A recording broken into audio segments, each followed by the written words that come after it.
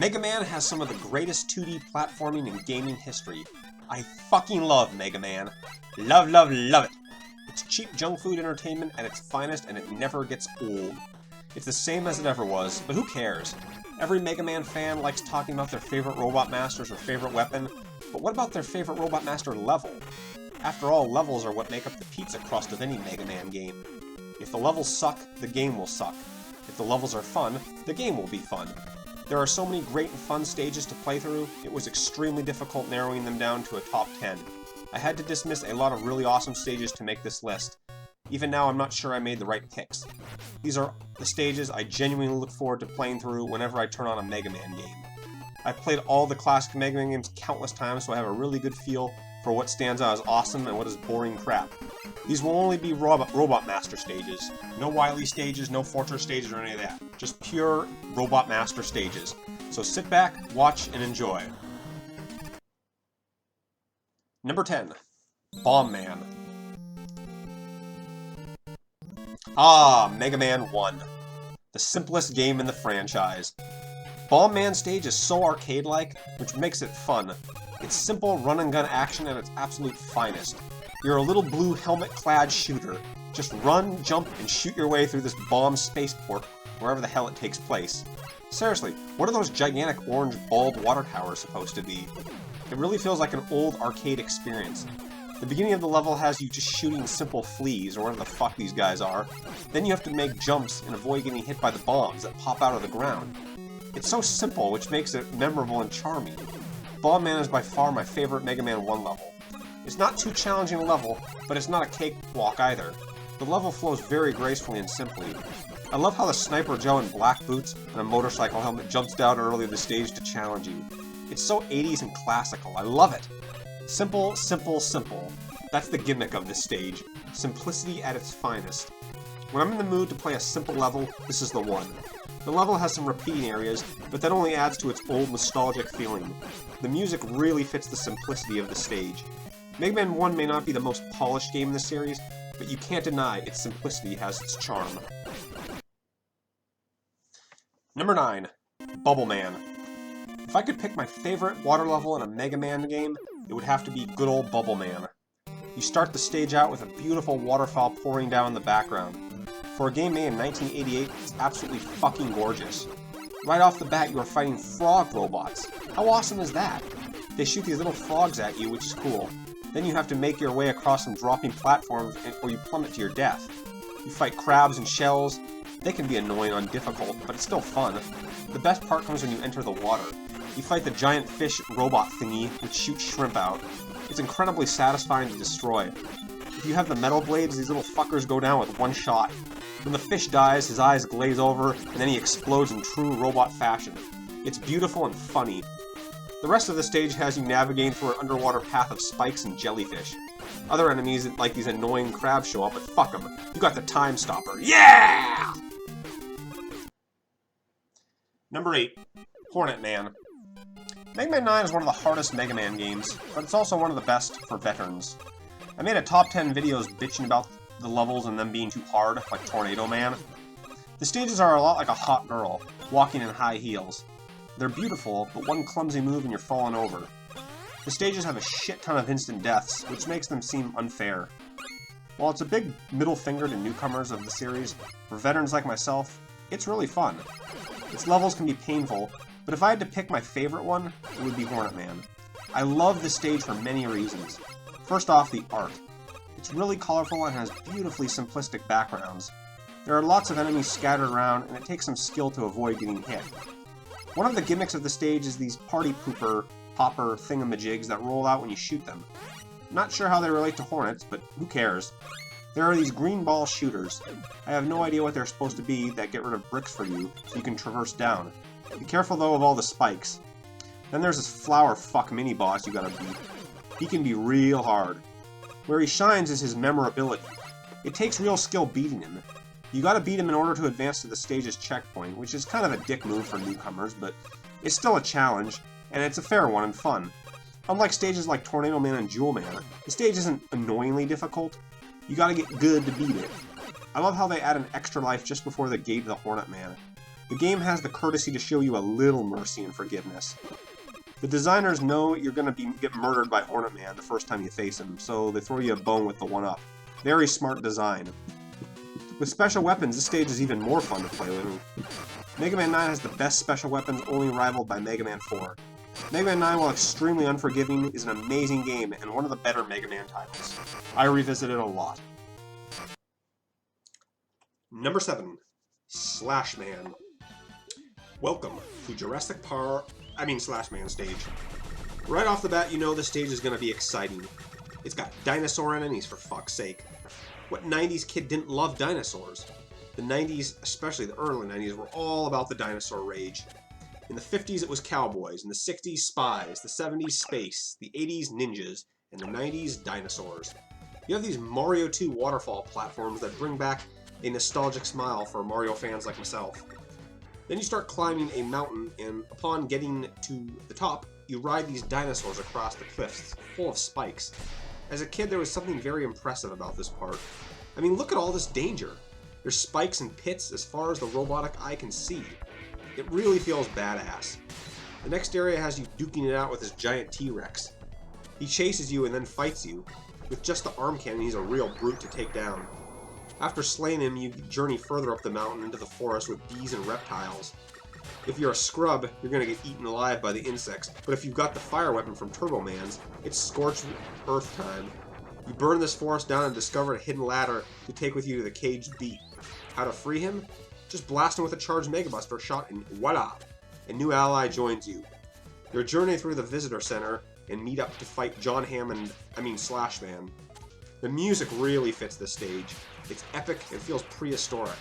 Slash Man is by far my favorite level in Mega Man 7, and a big reason why I ranked Mega Man 7 so high on my list.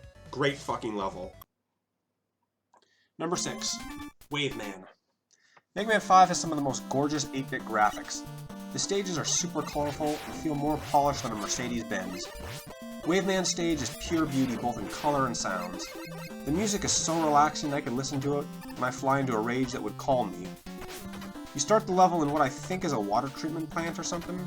There's these spiked mesas and jets of water you have to avoid. A pipe takes you on different routes. Pick the right one and you get a free 1-up. It's a small thing, but it's fun. Then you come to this big waterfall. You have to ride these bubbles to the top. Again, it's a small thing, but it shows the developers are really showing innovation when designing the stage. Splash Woman from Mega Man 9 would go on to copy this idea. After the bubbles, you get to the main gimmick of Wave Man stage. A jet ski. Yeah! A vehicle besides Rush. What other classic Mega Man game did this? I wish more vehicles would appear in classic Mega Man games, but sadly they all seem to be reserved for the Mega Man X series. You ride the waves across this huge lake, blasting dolphins and other jet-skiing Sniper Joes out of your way. Halfway across the lake, you encounter this huge octopus mini-boss. It's a fun mini-boss in the game that doesn't have many. Seriously, Wave Man is the only level in Mega Man 5 with a mini-boss. Kill him and ride across the other part of the lake. There are so many little gimmicks in Wave Man stage that really make it stand out. That's why it lands at number 6 on my list. Number 5. Drill Man. In my opinion, Mega Man 4 is the best Mega Man game. I was going to put Dust Man on here, but his stage has a few cheap areas with those harmonica fucks that pop out of the ground. Drill Man stage defines a well-made Mega Man level. It may not be the most gimmicky, but it's super tight and balanced with no real weaknesses. The music may be a bit dull, but the flow is great. You're underground and fight through lots of enemies like Mets, Bats, Ladybugs, Crushers, and all sorts of hazards. Having more weapons makes the level even more fun to play through. I love this big Crusher robot. He's a real punching bag, and probably one of my favorite Mega Man enemies in the whole series. Halfway through the level you come to these shafts that drop boulders on you. If you have different weapons, you'll have an easy time passing through. You hit these switches that make ground appear beneath you, which is really weird, but also unique. It's quirky stuff like this that I appreciate in Mega Man levels. The weapons in Mega Man 4 are some of the best, rivaled by Mega Man 9. There's an energy tank in the level to help against the boss. Not much else to say. Drill Man's level is always a pleasant experience, and nothing feels unfair or out of place. Number 4. Snake Man. Snake Man is the best level in Mega Man 3. A level made of snakes? How awesome is that? It's also green, and that really makes it stand out from the 8 Robot Master crowd. I mean, just look at Snake Man on the stage select. Everyone else is red or blue, but he's green. He's special. He's one of a kind. And so is his stage. You blast your way through little snake heads. Then you come to a big snake head and blast him away too. There's 2 energy power-ups here. Why 2? Oh well, the more the merrier. I love how this level flows. You get 2 big snake heads to blast. About 3/4 of the way through, you go into the sky and do some careful platforming. It's sort of a what the fuck moment for a stage about snakes, but I love that it pays a little homage to Airman's level. If you've got a rush jet, this part feels really epic. And who could forget the awesome music of Snake Man? It's so good, it was put into the commercial for Rockman 3 in Japan.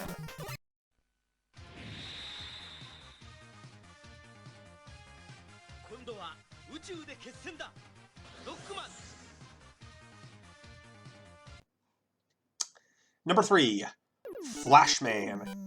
If